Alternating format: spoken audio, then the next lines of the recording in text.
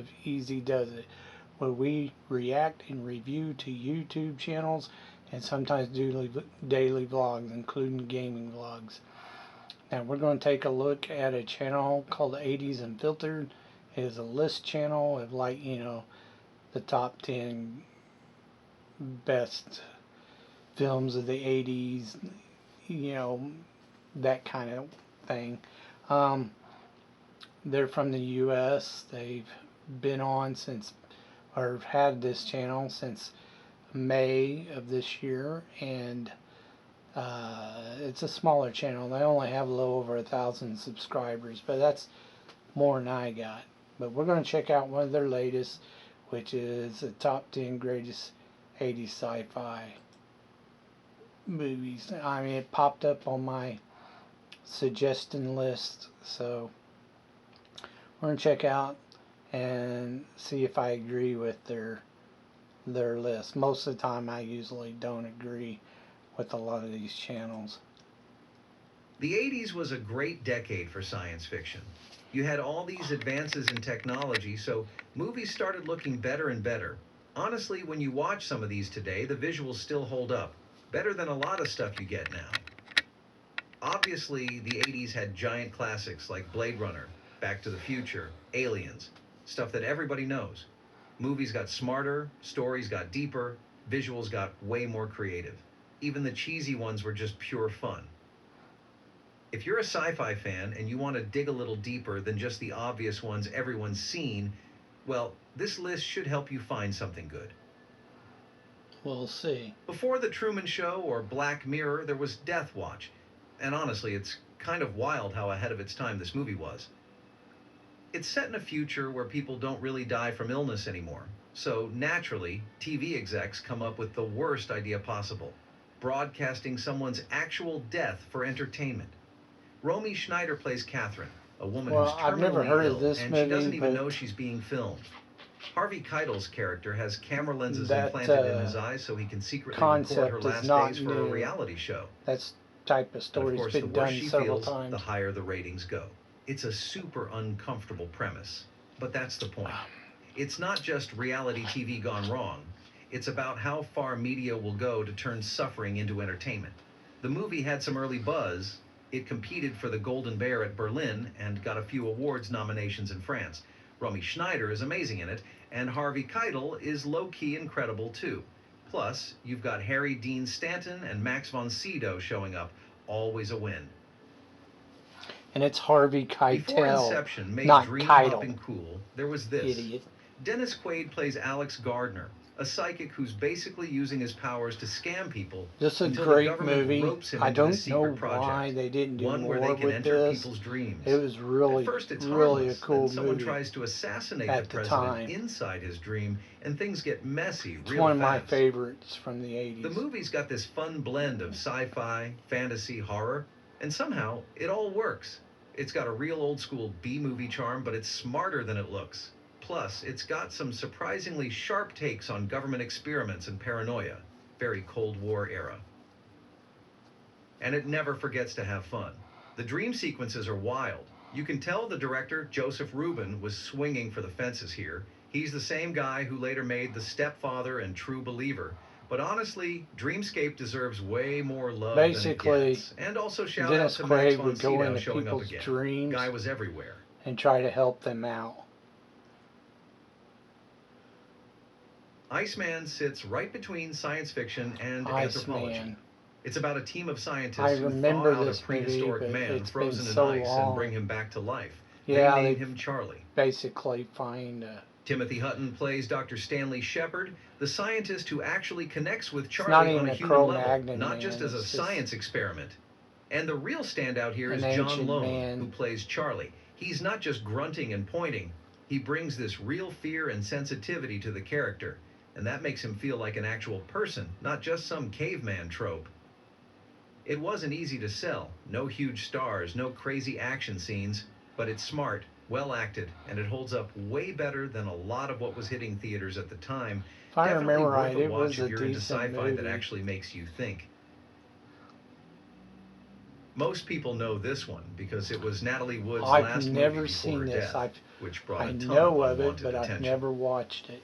She died before the film was finished. It was ruled an accident, but conspiracy theories have been swirling ever since. And honestly, the drama kind of overshadowed the movie itself, which is a shame because Brainstorm is actually a pretty solid sci-fi film. Scientists invent a machine that can record human experiences and emotions, and then play them back so someone else can feel exactly what you felt. Christopher Walken plays Dr. Michael Brace, and Natalie Wood plays his estranged wife, Karen. Things take a dark turn when a scientist records her own death, and Walken's character tries to use the machine to figure out what happens after you die. It's a wild concept, not just recording memories, but recording consciousness. The movie goes I've deep never on the seen ethics, this movie. asking whether messing with experiences this way changes what it means Well, to it's be meant human. to for the other It's the channel, classic but what's real and what isn't sci-fi question, but here it's about actually living someone else's reality. Now, if you like sci-fi and westerns, Outland is basically a this gift. an old It's been called movie. High Noon in Space, Sean and the Connery. comparison's pretty spot on. Sean Connery plays a It's marshal just assigned to a it's mining basically a colony on one of detective movie Jupiter's or a cop moons. movie The miners work set in brutal hours space. under terrible conditions, and Connery's character stumbles onto a drug smuggling ring that's putting lives at risk. I think I watched Classic it setup. way back in the Lone day, lawman but I've versus never corrupt watched system. it again. Only now, it's in space. Connery's doing what Connery does, playing the tough, no-nonsense hero. But Frances Sternhagen deserves a shout-out too. She plays the colony's sarcastic, no-bullshit medic, and her back and forth with Connery is one of the best parts of the movie. Peter Boyle shows up too, playing a total scumbag. When it came out, though, audiences weren't really feeling it. It flopped at the box office, and reviews were kind of mixed. Some people thought it was too slow, and it's not a space opera. It's a slow burn thriller, but that's also what makes it stand out. It wasn't really that great of a movie, if I remember right. This one is a post-apocalyptic This sci-fi movie from is New awesome. Zealand that honestly doesn't get talked about enough. A lot of people don't like it, but I think it's Bruno Lawrence fucking plays awesome. Zach Hobson, a scientist who wakes up one day and realizes he might be the last person left on Earth. No. If that sounds familiar, it should. It's the same kind of just setup we've skipped seen in Y. stuff like I Am Legend or Z for Zachariah. The But guy Quiet tried to Earth kill brings its own himself. He style popped to a it. bunch of It's pills. not just about survival. He was It's about committing what total suicide. isolation does to your mind. As he dies, Bruno Lawrence completely he carries the film. doesn't When you have a story with almost actually no other die. people He around, you need actually someone who wakes can up actually keep you watching, and he nails it. The movie turns into a psychological drama more than anything. Watching him lose it slowly, still alive. and start asking, what's the point of But surviving they were, if you're the only one left? the whole thing was about Even some kind Neil of deGrasse experiment Tyson gave it props, they were doing saying with it was one of the first sun's times he saw a character solar in a flares sci-fi or movie some shit. who was actually fluent in When real he got science caught and in the engineering. solar flare He as even put he it in was his dying. top 10 sci-fi Now films the of other all two time. people he meets two other people.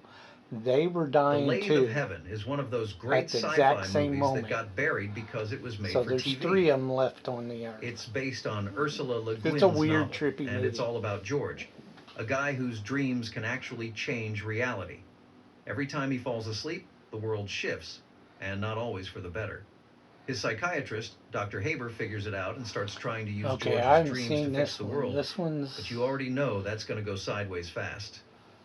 I've It heard of tackles it, some but pretty heavy themes. never even Free bothered will, to morality. take a look at What it. happens when you try to control destiny? It's not flashy. The effects are pretty basic and the budget was super low. But honestly, that makes it even better. You can tell. It's all about the ideas, I not the don't know. visuals. Not sure if I'd give that one a Entertainment watch or not. Weekly even put it in their top 100 sci-fi works. I'm sure. And they were right. It's slow, it's thoughtful, and if you like your sci-fi smart, this one's worth tracking down. There was a remake in the late 90s with James Caan and Lisa Bonet, but it couldn't capture what the original had. If you're going to watch it, stick with the 1980 version.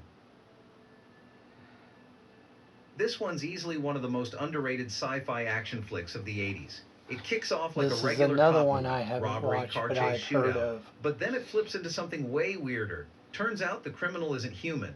It's an alien parasite that jumps from body to body. You've got Michael Nouri as the cop and Kyle MacLachlan as the FBI agent helping him. Except MacLachlan's character has a few secrets of his own. There's a lot more going on under the surface. Director Jack Shoulder made this movie for a pretty low budget, but it never feels cheap. The action scenes are solid. Tons of car chases, shootouts, and the practical effects still I hold don't up. know. But May it's watch not it just a dumb eventually action for my movie. other channel. There's some but clever stuff going on about identity and what really makes someone who they are. I'm just Plus, the alien villain the jumping whole from host to alien host thing keeps things is just unpredictable. You never know who's going to so turn next. many alien type movies. It's just a little burnout. This movie follows on an that. alien who There's crash another lands on one. Earth. See, He looks human, but he's mute. And he just I've happens never to look watched like that an ordinary black man, thing either. played by Joe Morton, who, by the way, gives an incredible performance without saying a single word. He manages to say more with his face and body language than most actors can with pages of dialogue. And the way the film flips between being funny, like a comedy weird, and dead serious is what really makes it work.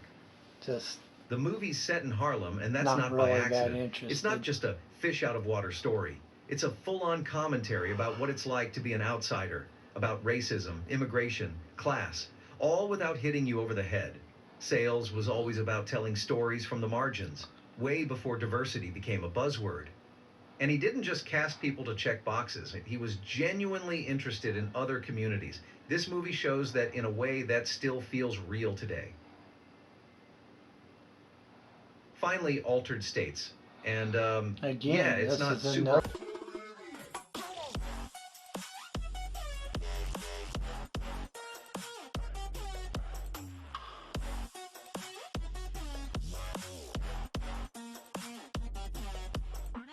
underrated because it's got a cult following now, but it's still one of the most insane sci-fi movies ever made. Directed by Ken Russell and starring William Hurt in one of his first major roles.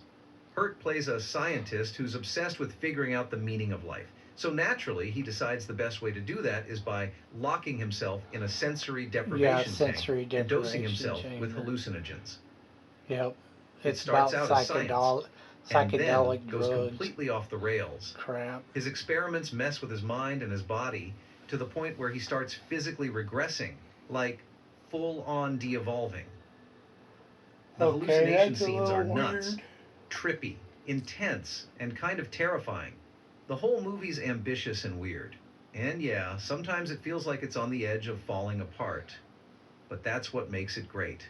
Russell wasn't afraid to get messy with big ideas, and William Hurt completely commits to the role. I can't stand artsy fancy movies like that. Okay. So that's that. What I said, the greatest sci-fi, 10 greatest sci-fi movies you've never... No. I completely disagree with most of these on his list. There's a couple of them that were okay, but almost this entire list is way off. They weren't great movies. They were pretty slow and boring. So, sorry dude, I don't agree. You're off, big time. You need to go back and rewatch, Night of the Comet, The Last Starfighter. There's way better movies than that. This list is a terrible list as far as B movies go. Try again. Anyways, you can check him out. He's called, 80's Unfiltered? Yep, 80's Unfiltered. I didn't care for this list. He may have some others that are okay. I don't know. Check him out if you want. It's just another list maybe of their opinion of what they think is good or not. That's all I have for you this week. If you